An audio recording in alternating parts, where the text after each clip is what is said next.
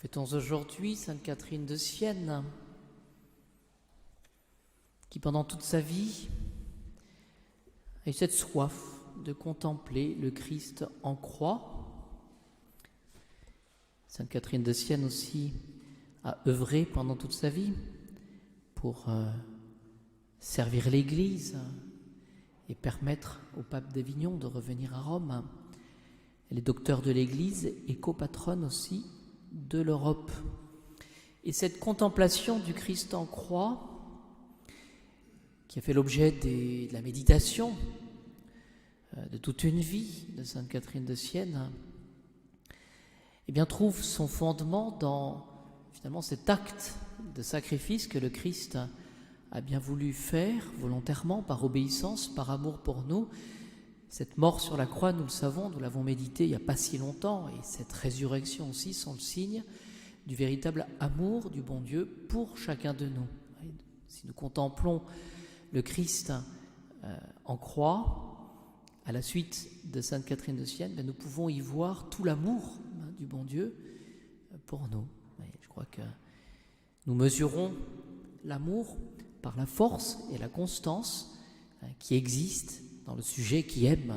Et ce qu'on demande souvent dans l'amour, c'est la fidélité. Voilà, la fidélité qui fait que finalement, chaque jour, dans les joies, dans les peines, on soit là pour servir. Alors j'ai pris quelques notes, voilà, juste une idée ce soir, cette contemplation de l'amour du cœur de Dieu. Vous voyez, je crois que ce qu'il faut demander au Seigneur, et que cela soit inscrit dans notre cœur pour tous les jours de notre vie, c'est d'avoir cette conviction, cette certitude, cette conviction de foi que nous sommes aimés du Seigneur. Quelles que soient les circonstances, et nous nous rendons compte que dans la vie, il y a des épreuves, il y a des difficultés, il y a des tentations, je pourrais dire, mais au-delà de tout cela, ce qu'il faut demander au Seigneur, c'est vraiment d'avoir cette conviction, cet attachement au Christ Jésus, parce que nous savons qu'il nous aime, en dépit de nos fautes. Voilà.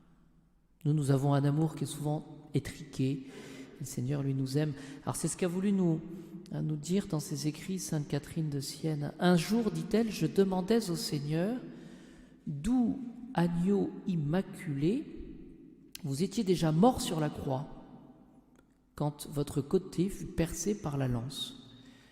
Voilà, constat. Vous étiez déjà mort sur la croix quand votre côté fut percé par la lance.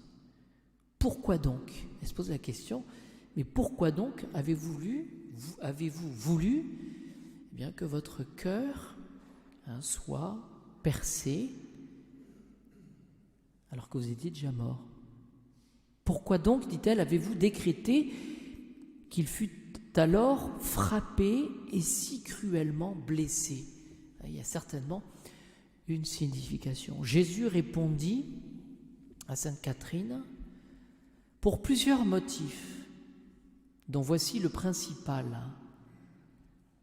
C'est Jésus qui parle.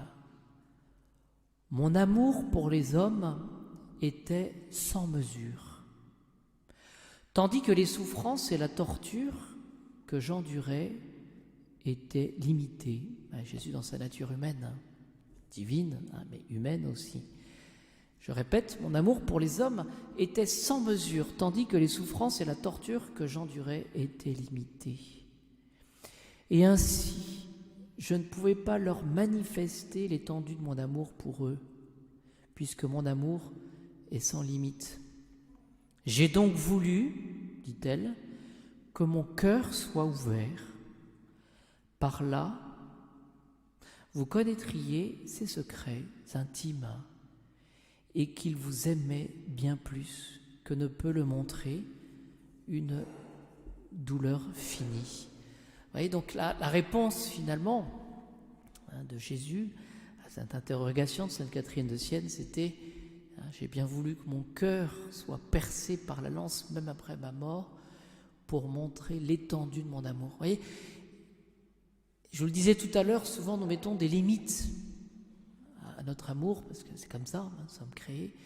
Mais le bon Dieu, lui, nous fait entrer dans un amour infini. Voilà. Et par définition, un amour infini, c'est qu'il n'a pas de limite, et donc, voilà, il doit, je dirais, il nous demande finalement d'entrer dans ce mystère.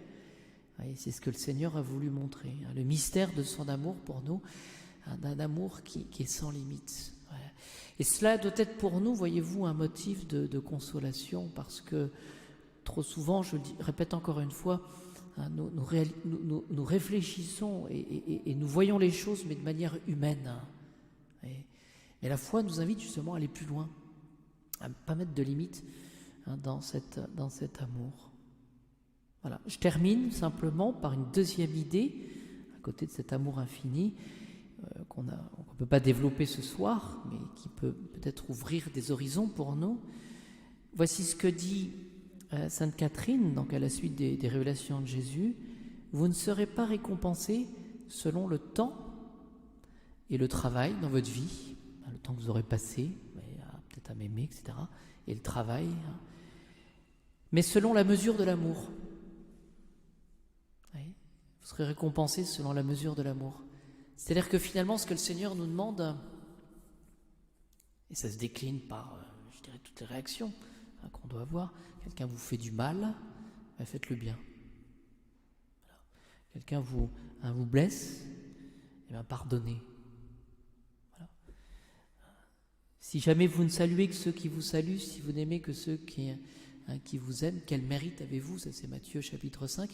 Mais moi je vous dis, soyez parfaits comme votre Père Céleste est parfait. Et je vous le dis, aimez vos ennemis. Voilà. Alors demandons au Seigneur d'aimer, de manière tout à fait concrète, partout là où nous sommes, de faire le bien sans limite, parce que Jésus nous a montré son cœur aimant sans limite, et d'aimer sans mesure. Voilà. C'est-à-dire avec toujours ce souci, chaque jour, de faire un peu plus.